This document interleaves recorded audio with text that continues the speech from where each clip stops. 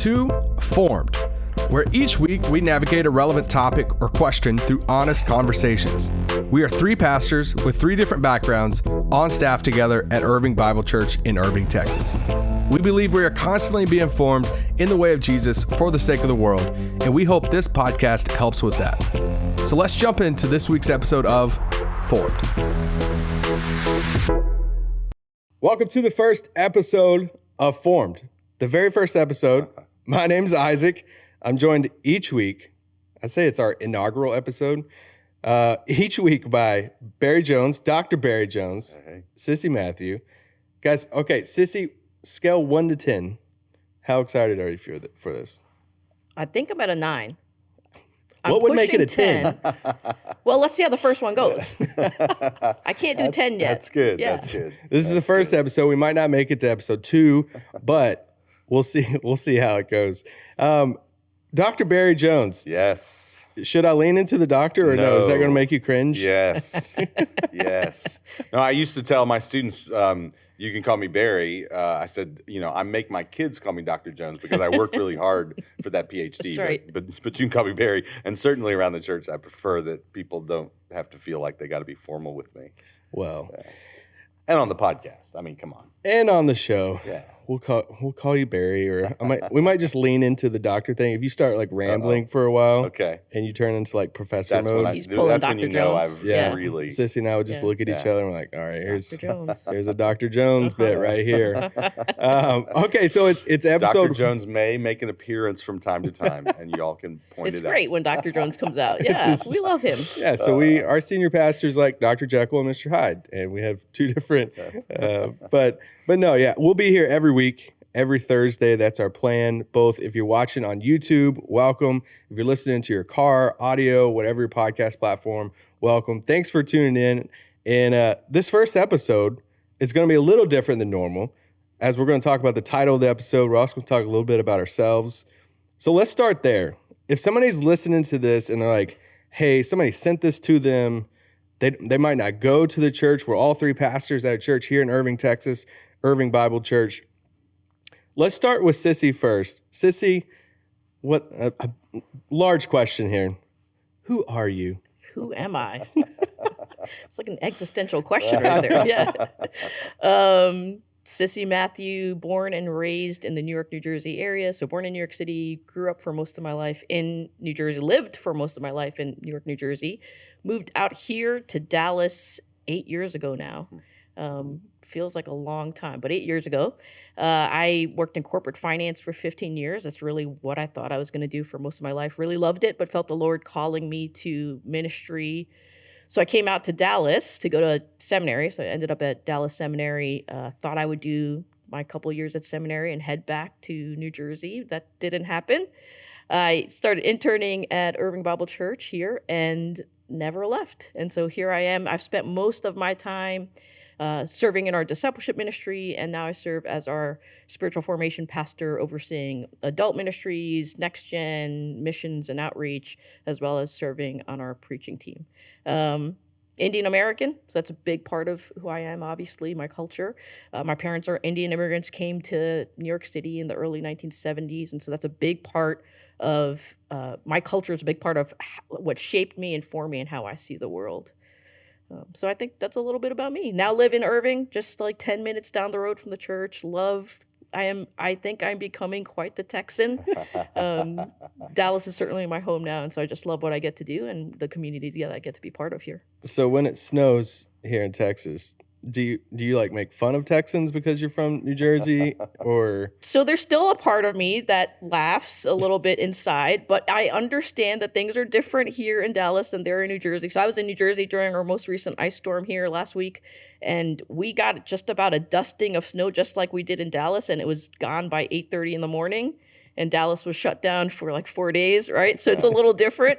The city of Irving owns one snowplow. Yeah. So shocking. Back home, they have a few more resources to deal with it. It's a little different. It's completely different. I have a much greater empathy and understanding for Texans now when it comes to ice storms and snow. Do you own cow I own boots? no cow things. How do I even say? Cowboy boots, hats, Yeah, nothing. no cowboy hat. No cow paraphernalia. Okay, this might be something we have to work on for this No, podcast. I think I'm staying strong with that. Like that's where I draw the line. Okay. Barry Jones. Yes. Who are you? Yes. So I'm Barry. I grew up here close to where we're sitting right now in the Dallas Fort Worth Metroplex. Really spent most of my life here, apart from the 3 years that my family and I were in the Chicago suburbs, where I worked on my PhD in theology at Wheaton College. So that's when I became Dr. Jones. Came back from up there and joined the faculty at Dallas Seminary and spent 15 years teaching spiritual formation and pastoral theology at the seminary. And shortly after joining the faculty, Irving Bible Church was our home church. Even when Kim and I moved back, we knew we were coming back to IBC. And I got the incredible opportunity to fill in one Sunday. And that turned into a chance to join the preaching team, eventually become a teaching pastor. And so for most of the time that I was full-time at the seminary, I was part-time teaching pastor here at the church. And then 4 years ago, became the senior pastor here at IBC. I'm married to Kim, and we have 3 really great kids. My son Will just turned 21. I've got a son Pearson who's 18 in just a few days, and then we have a daughter named Kathleen. And yeah, we're loving life, hanging out, and live here in Irving. I don't think I own a lot of cow paraphernalia either, despite being a homegrown Texas boy. So maybe slightly more than what Sissy has in her collection. What do you like to do for fun? I love to cook.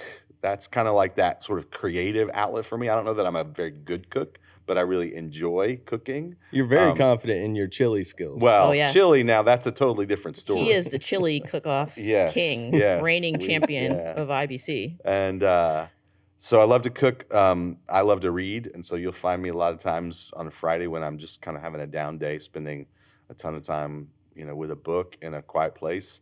And my family and I really love to travel. So every chance we get, we're on the road somewhere. Taking a road trip somewhere. Yeah. All the fun stuff. Yeah. Especially New Mexico. That's kind of happy place, Santa Fe area. Ooh. So, yeah. Have you been to the White Sands National Monument? Is that Yeah. So there's like one that's in New Mexico, northern New Mexico, and then there's the sand dunes that are in southern Colorado, both of which are unbelievable. Yeah, Awesome. I've spent more time at the one in Colorado actually than the sand dunes in New Mexico. And Roswell, you love going to Roswell? Is that I a haven't thing? done the Roswell thing. Yeah, we've managed to miss out on the. So episode 2 is about aliens in Roswell. So make sure you come Barry's back for take on I Roswell. need to do some research on that one before. Barry's take on Roswell. Before episode 2. Biblical support for Area 51. So my name's Isaac. I'm a communications pastor, and I'm from Kentucky. Been in ministry since I was 16, both church world, nonprofit world. And I went to Dallas Seminary myself. I was there as a student when Barry was teaching. And I'm in interracial marriage with my wife, who's from Brazil. So it's a lot of fun. We have 2 little ones, 4, and our daughter's about to turn 3 like next week. So 4 and 3-year-old toddler life is in full swing in our house, and trying to do the potty training, all of that. If we can just Nice. cut the diaper expense from our budget, that would be awesome. Whole But new day. yes, and then in my spare time, do some Dallas Mavericks stuff and podcast. Did a daily podcast about the Mavs for 6 years now, and covered the team for a while. So my life is my family and the church and basketball, and I'm blessed to be able to do all 3 of them right now. So it's a lot of fun. Each week, us 3 will stay here and we'll talk about maybe a big question that's going on in our world. Maybe it's a relevant topic that is going on. Maybe there could be so many different things that we will talk about in this context of this show, both in video and audio format, but with the goal of being formed in the way of Jesus. So obviously the show's name is Formed, but why did we land on this? And so I had a whole different topic planned for today, our first episode, and Barry was like, "Hey, so do you think we should explain why it's called Formed?" I'm like, you know what? That's a great. Yeah. It's a great idea. We probably need to tell people Start that. with that, yeah. So let's start there. Episode 1. Why is the show called Formed? You know, I think it is really because, as I read the New Testament, like the heart of God for all of us, if we have come into relationship with God through Christ, right? If we have trusted Christ for our salvation, then the heart of God, the priority of God, the agenda of God for each one of us is now making us more and more like the one who has saved us, right? Making us more like Jesus. And the language that Paul uses to describe that process is this formation language, to be formed, to be conformed, to be transformed. And you see it all over the place in Paul's writing. And I just think that is the heart of God for us, to be formed in the way of Jesus for the sake of the world. And so that's language that we use all over the place here at Irving Bible Church. And it just seemed fitting when we launched the podcast to call it Formed. This is what we are on about as a church, to be formed in the way of Jesus for the sake of the world. Now, I think that we could have a little fun discussion around what does it mean to be formed in the way of Jesus, right? Because that's one of those ideas that sounds really grand at a kind of high conceptual level. But what are we actually talking about? And that's part of what I thought could be fun for us to dig into a little bit today. Is like, okay, let's take it from this big abstract kind of concept and actually bring it down to the ground level. What does this mean for our everyday lives? Mm. So, did you have a game for us, or you're like, hey, I have a? You're setting this up. No, I was getting all nervous here. Like, so what got a I thought plan. is, so the way that I've often talked about spiritual formation is the idea of our being formed in the way of Jesus, so that we increasingly learn to live the way that Jesus lived, to love the way that Jesus loved, and to serve the way that Jesus served, right? So that brings it from this like big, high abstract concept, formed in the way of Jesus, to a little bit more, okay, live, love, serve. And yet even that is still not quite ground level, right? Mm-hmm. Like we're still in abstract categories. And so to me, my mind went to, well, what about the stories that we read of Jesus in the Gospels that described how he lived, that God would want actually to form in us? And what are the stories in the Gospels that describe how he loved, that God would want to form in us? And then what are the stories in the Gospels about how he served, that God would want to form in us? And so I just thought we sort of could kind of riff off of some of those things, right? So if you think about the way Jesus lived, right, his lifestyle, his rhythms of life, his just way of navigating the world in that ancient first century context, but there are ways in which he showed up, the ways in which he lived, that God really does want to see expressed in our very different cultural context. And yet, this is part of what it means to be formed in the way of Jesus. What does it look like to live the way he lives? So, I don't know, I thought I'd put it out to you guys to say, okay, when you think of that question, how did Jesus live? What are some of the stories that illustrate his way of life, right? Yeah. That is distinctive of Jesus that God wants to form in us. Mm. Sis, you want to go first? Yeah, whenever I think about that, I think about Jesus was one of the busiest people that you read through the pages of the scriptures, through the Gospels, you see these stories where he's surrounded by people. People are wanting his time, his attention. They're wanting to be healed by him. They're wanting to listen to his teaching. And Jesus always finds a way. He feeds the 5,000 and he goes away. And he spends time alone with the Father. And that's always such a model for me to say, well, if the Son of God needed to step away and to be alone with the Father, how much more do I need to do that? Right? Yeah. In the midst of ministry, in the midst of the busyness of life, where he's got so many people wanting, needing him for so many different reasons, whether that's healing, whether that's teaching, whether that's just needing time with him from his disciples, Jesus always finds a way to say, but here's what I need to do. I need to be alone with the Father, to be in communion with the Father. And so that's just always a challenge to me whenever I find myself saying, well, I don't really have time to do that. I can skip that today because I've got all these things to do. God will understand, but how much more do I need that? And, Barry often challenges me with that as well. It's like, how are you maintaining that healthy rhythm of being with the Father, as well as the demands of life and ministry and all of Yeah. that. So that's just one example, I think, Yeah. that we see in Jesus' There's life. a couple things in there that really struck me. One is just that surrounded by all these people who have, needs and kind of that sense of just needing Jesus to do something for them, right? And it's interesting that Jesus does so much of his ministry in the context of interruption, right? He's on his way to do something. He's going over here. He's going to heal Jairus' daughter, and the woman that's been bleeding comes in, and he stops and gives attention to her. Like, Jesus does so much of what we see that's so powerful in terms of ministry in the Gospels in the context of interruption.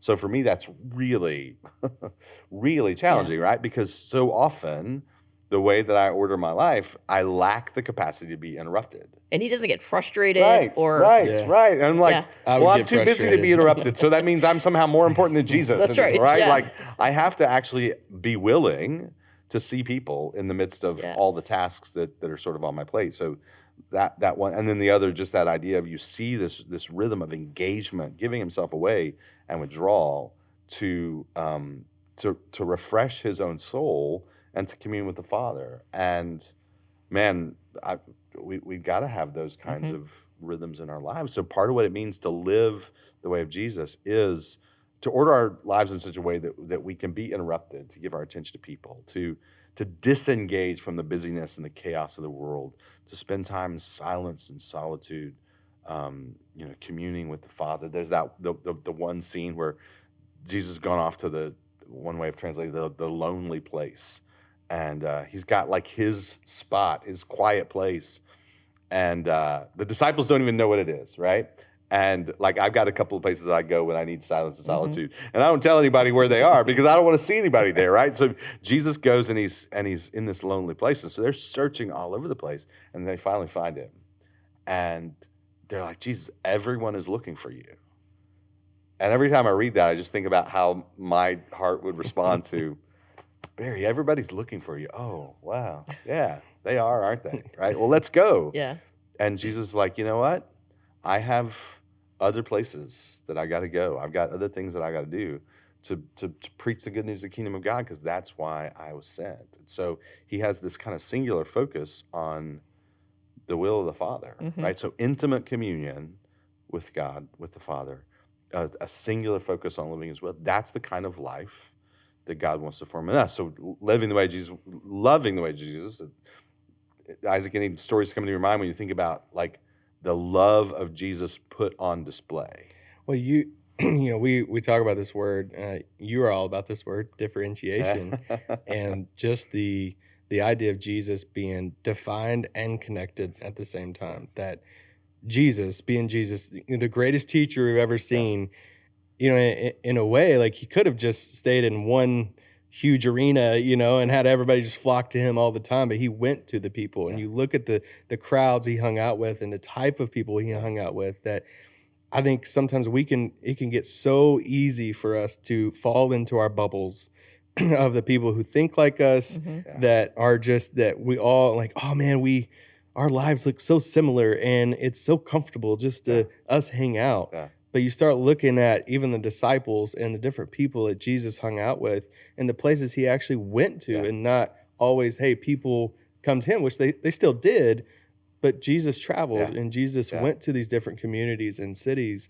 So that's where I look at that and say, I ask myself of like, what are the different, for lack of terms, bubbles that I'm putting myself into, that it's more comfortable sometimes to stay in that with people all the time that think like me and have the same ideas, fun and stuff. But Jesus didn't live in that comfort. It was in that discomfort that he's like, hey, this is what we have to do, is go and be in these different spots. That Jesus is constantly crossing the culturally and religiously imposed boundaries of his day, right? That they lived in a world where there were all these boundaries, who's in and who's out, who's clean and who's unclean. And Jesus is constantly traversing these boundaries in ways that cause shock to the disciples, shock to the religious leaders. I mean, shock to some of the people that he engages with, speaking to people from different ethnicities, different backgrounds, crossing the culturally imposed gender boundaries of the day, engaging with women, talking with them publicly and showing them dignity and honor. And just time after time after time and after time, Jesus is crossing those culturally and religiously imposed boundaries. And yet I think, in our day, we have a different set of culturally and religiously imposed boundaries. And yet we oftentimes feel really comfortable living inside them. Then you go, okay, what is it that caused Jesus to do that? And it's really interesting to me that the number one word that the disciples used to talk about the emotional disposition of Jesus, right? When you read through the Gospels, the most frequently we use word to describe the emotional disposition of Jesus is moved by compassion, right? It is compassion for people that causes Jesus to be that boundary breaker. Yeah. And so part of what does God want to form in us like Jesus is, in terms of love, is this compassion toward all. Yeah, he sees the crowds and he has compassion on them. Yeah. I always think of him at the scene of Lazarus' death. Yeah. And we read that verse that Jesus weeps. He knows he's going to raise Lazarus from death, but yet he feels the pain and the evil of what's going on here with death and what these people are experiencing, and he grieves with them. He's so moved by compassion for the people and the state that they're in. And that always reminds me of how Jesus values people, sees the image of God in people, and he wants so much more for us, what he can give us. Yeah. And it strikes me even thinking about that is like, so here you have Jesus, who's like so sort of busy, in demand, right? Crowds following him, could be really stretched very thin relationally, and yet he has people in his life that he's intimately connected to, right? Lazarus is an intimate friend, and he grieves at his grave.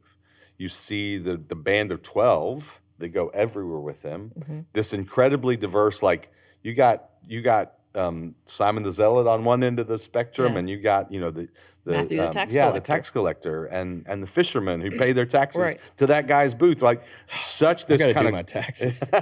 me too. But such this like crazy misfit band of people from all kind of backgrounds and perspectives that come together around Jesus. This band of 12, but then even within the 12, he's got the three, right? Peter, James, and John. That are like his inner circle guys, And even John, when John writes the gospel, he refers to himself as the disciple Jesus loved. Like, he was one of Jesus' best friends. And there's something that strikes me about, like, Jesus had best friends, right? And so you see this pattern of compassionately disposed towards all, but then intimately connected to a few. And I think that speaks to what God wants in our lives, right? He wants us to be the kind of people who show his love to everybody, who are compassionate towards everybody. But he's also made us to be the kind of people that we need that sense of deep, intimate connection. Jesus needed it, and we do too. So to live the pattern of life that we see in Jesus' life, to live like Jesus, to love like Jesus, compassionately disposed towards all, and intimately connected to this few, and then serve like Jesus, right? So where do we see, what comes to your mind when you think about the idea of that, the way in which Jesus gave of himself to other people? And this is where, sorry to go, this is where you talk about form, take on these different iterations of formed in, form into, form unto, that when we talk about being formed in the way of Jesus, it's part of our mission statement here at Irving Bible Church, that it's not just so we can. It's not for ourselves. It's not just for ourselves. It is so we can be formed unto, to show that compassion, to show that love to our community, to our country, to our world.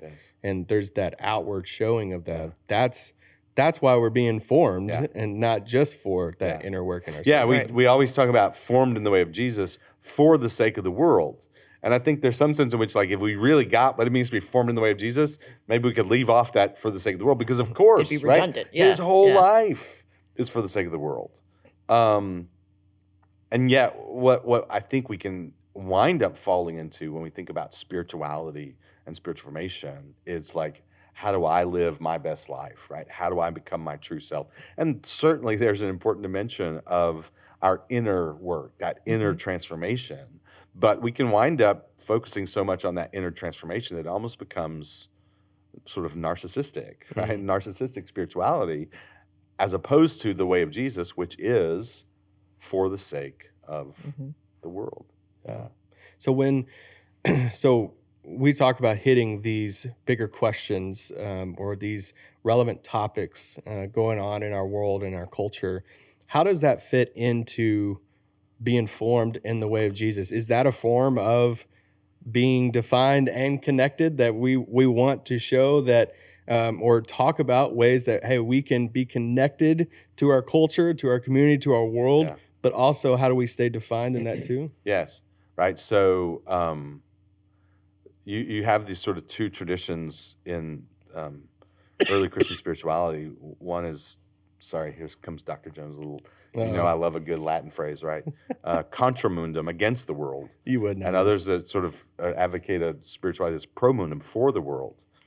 And yet the truth, I think, is the way of Jesus is both, right? It is like we have to be distinct from the world around us, but not in opposition to it, not withdrawn from it, like deeply engaged into, sewn into the life of the world around us. For the world's sake, we have to be different for the sake of the world. And so that's part of what we'll be wrestling through, I think, in this podcast is like, what does that look like for us, right? What does it look like for us as followers of Jesus not to be disengaged, but to actually, engage with our neighbors, engage with our coworkers, engage with the big cultural issues and questions of the day in ways that are distinctive to Jesus followers, but for the sake of showing that heard of virtue is like a counterculture for the common good, right? We're not just trying to make life better for us, right? Sometimes I think Christian communities can fall into this pattern of like, how do we make life better, more comfortable for us, reclaim lost cultural and political power for us, and we're never supposed to be people who live for us. It's always for the sake of the world. That's so to live, to love, and ultimately to serve in the way of Jesus. Jesus gave himself away for the glory of God and the good of other people, right? That you think about the paradigmatic kind of expression of service is when he washed the disciples' feet. This humble, self-giving love that you see put on display in this action. Of course, that's right before he goes to the cross, which is really the ultimate expression of Jesus' serve. The Son of Man did not come to serve, but to be served, but to serve, and to give his life as a ransom for many, to give himself away for the glory of God and the good of other people. And that's what it means ultimately for us to be formed for the sake of the world, that we are those who find ways to give ourselves away for the glory of God and the good of others. And again, to take it out of abstract and to put it into daily, like that means in my marriage, what does it mean for me to give myself away, to set myself aside for the sake of my wife? In our workplace, in our community, like what does it mean for me to give myself away for the glory of God and the good of other people?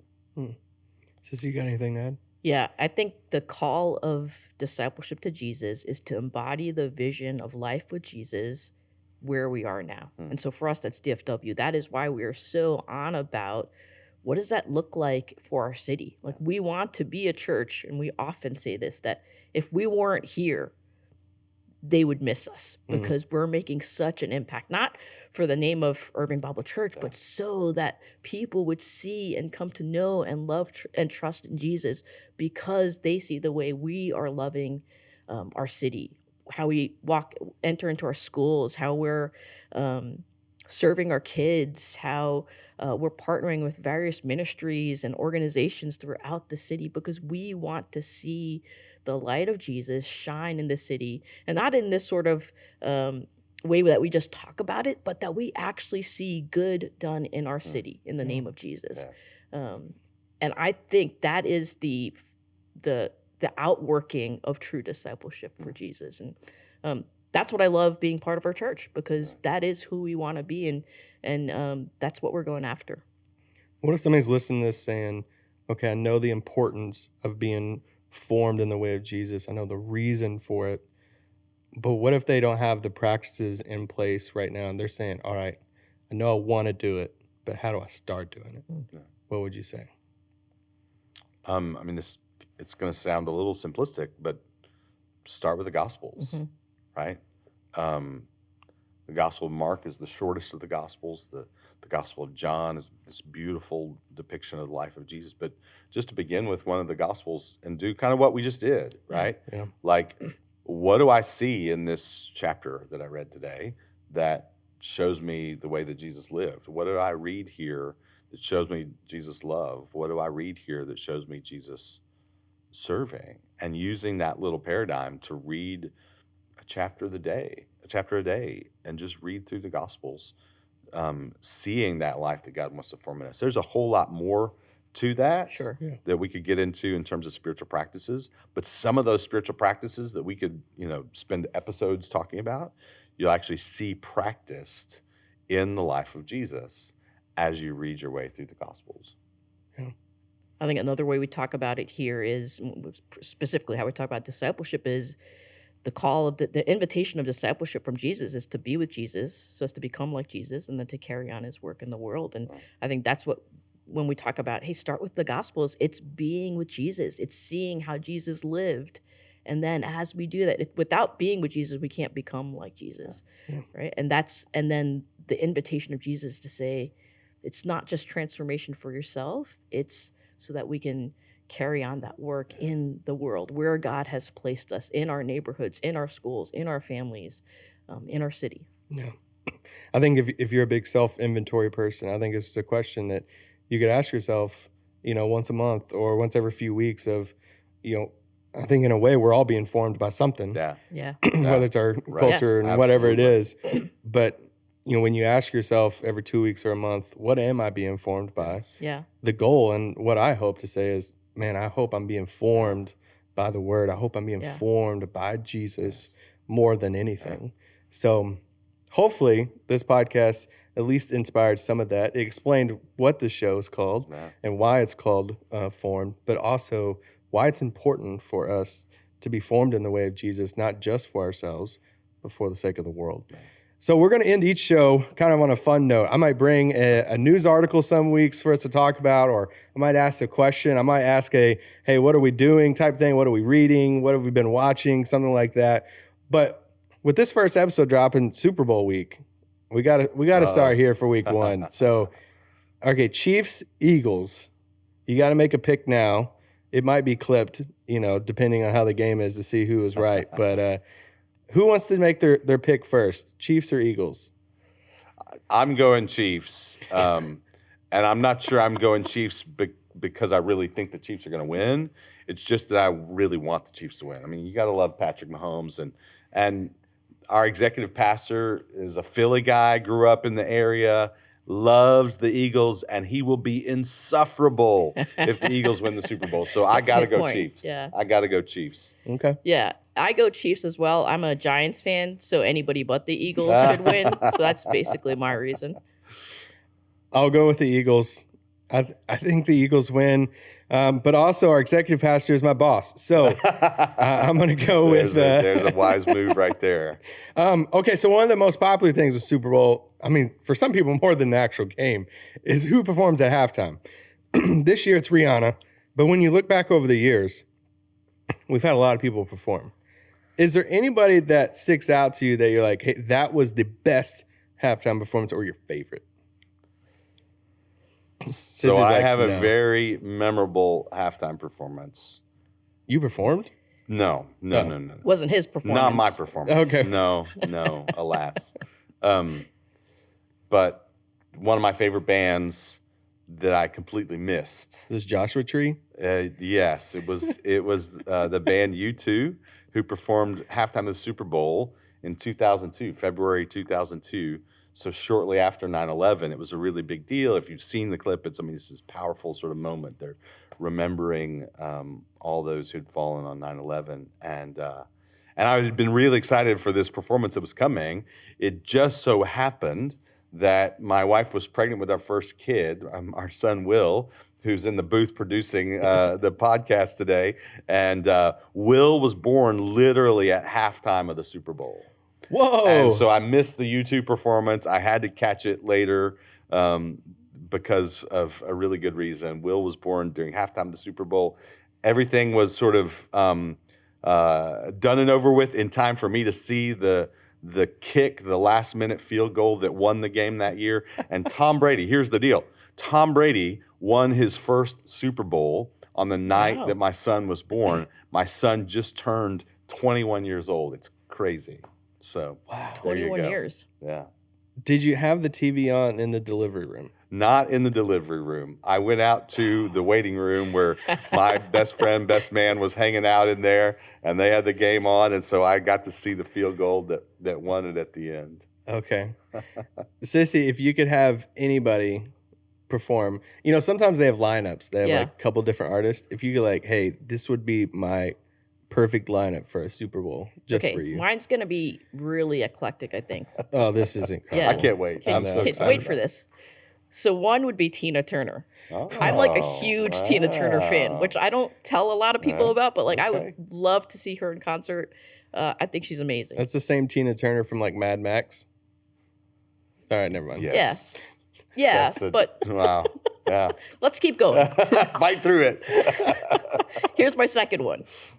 Bruce Springsteen. Okay, yeah. I'm actually going to his concert this Friday night. Oh, Really flex excited. on us. Yeah, I'm gonna just tell you, it was a birthday present. Sissy's just out here flexing. This I'm is going like to see Bruce. This is my Jersey heart. Wow. I'm super excited about it, but I would love to see Bruce. That would be a pretty incredible halftime performance. Bruce and Tina. Yeah. No one else is going to come up with that combo, but I am. That's true. Wow. Okay.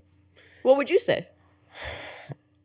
This wouldn't be fun for a Super Bowl, but I love Sinatra. Like I'm a big Frank Sinatra guy. Okay. And Jersey. I sing "Fly Me to the Moon" all the time in our house, and it's like a song with me and my kids, and sing it to them at night, and they know it, and it's like my wife is convinced, Barb is convinced that one day that when Mila gets married, that's going to be like our father-daughter dance song and all that. But I know he's not fun for like a Super Bowl, so I don't know.